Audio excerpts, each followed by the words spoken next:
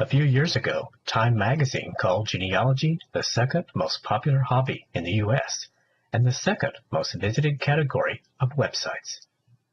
Yes, the internet's where many people begin their journey into genealogy, and for some, it's their only destination, except for a pit stop now and then at the public library.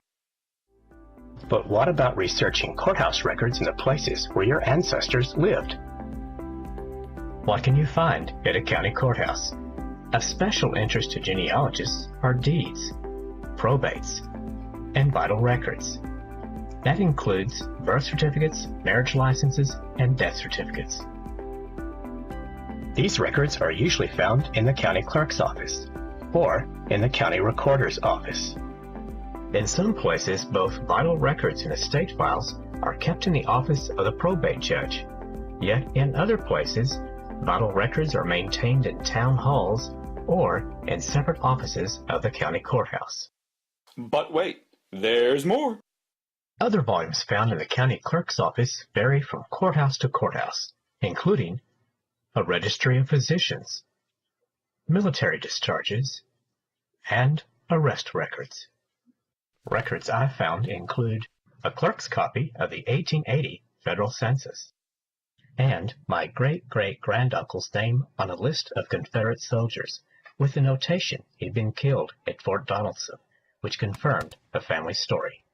In the basement of an Alabama courthouse, I came across a newspaper collection dating back to the 1880s, and this is how I found an obituary for my 3 times great-grandmother.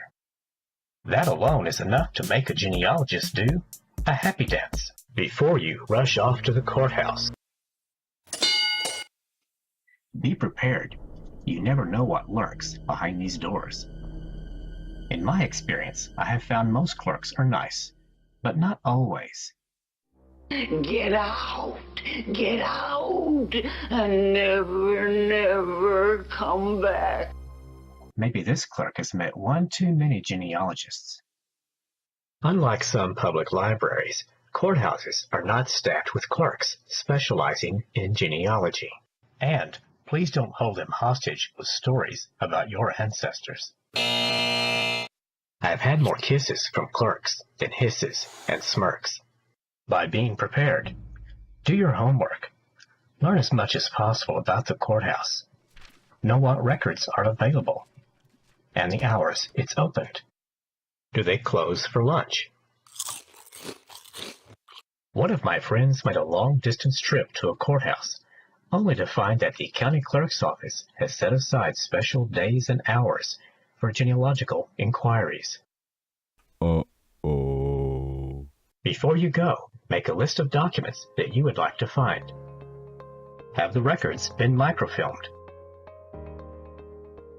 Check FamilySearch.org to see what's been filmed and digitized by the LDS. Have any of these records been transcribed for publication in books, periodicals, or online databases? Transcriptions and abstracts are extremely helpful, but think of them as guides to records, not substitutes. The district clerk's office has criminal records as well as civil suits, which is where you'll find divorce cases. These documents are usually stored in vaults, so you'll need permission for access to these files.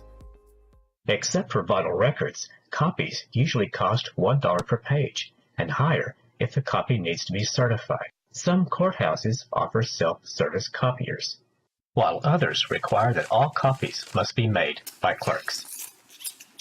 Each state mandates the fees for copies of vital records.